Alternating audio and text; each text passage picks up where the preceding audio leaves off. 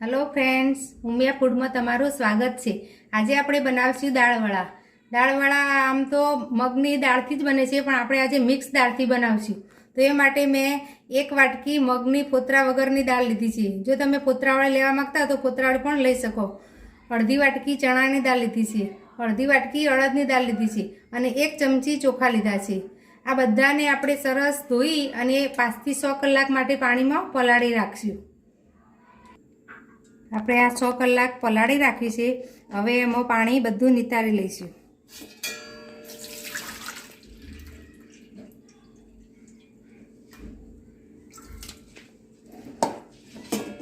હવે એને આપણે ક્રશ કરીશું। એક મિક્સરનો જાર લીધો છે, એમાં આપણે થોડું થોડું મિશ્રણ લઈ અને ક્રશ કરીશું।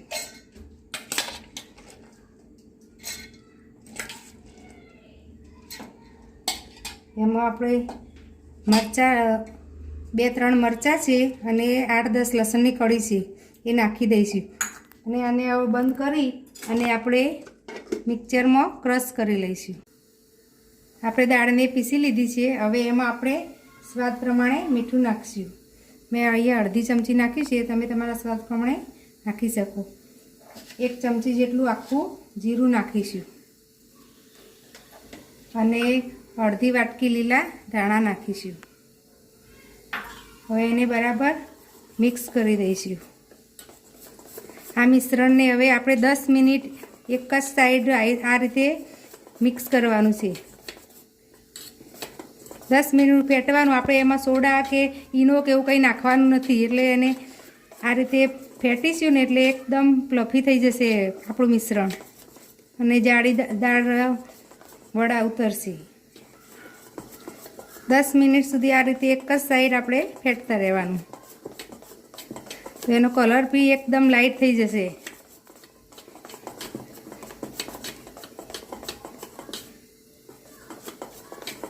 તમે જોઈ શકો છો આપણું મિશ્રણ એકદમ ફ્લફી થવા લાગ્યું છે।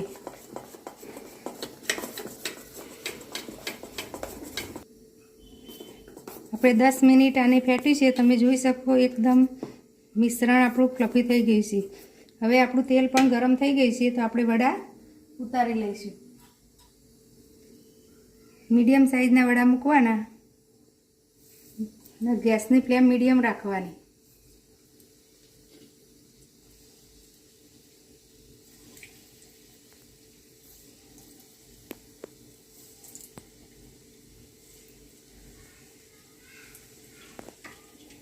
આ રીતે આપણે બધા વડા અંદર જેટલા કઢાઈમાં આવે એટલા મૂકી દઈશું।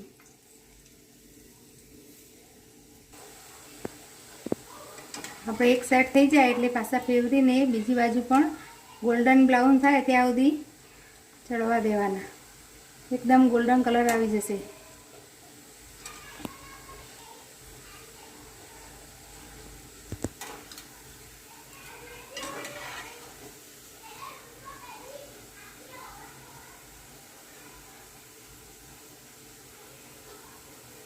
મીડિયમ ગેસ પર જ તળવાના, એટલે ઉપરથી ક્રિસ્પી થાય ને અંદરથી એકદમ સોફ્ટ થશે।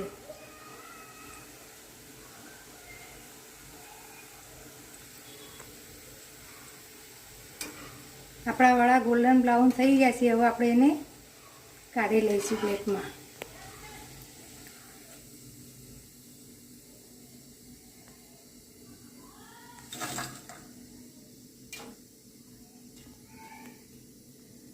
આ રીતે આપણે બીજા બધા પણ તળી લઈશું। આપણા વડા તૈયાર થઈ ગયા છે। હવે એમાં એની હાથે ખવાતા આપણે મરચાં તળી લઈશું। તૈયાર છે આપણા દાળવડા, અને આ લીલા મરચાંને તળેલા છે એના હાથે સર્વ કર્યા છે। જો તમને મારો વિડીયો ગમ્યો હોય તો મારી ચેનલને લાઇક, શેર અને સબસ્ક્રાઈબ જરૂર કરજો। ધન્યવાદ।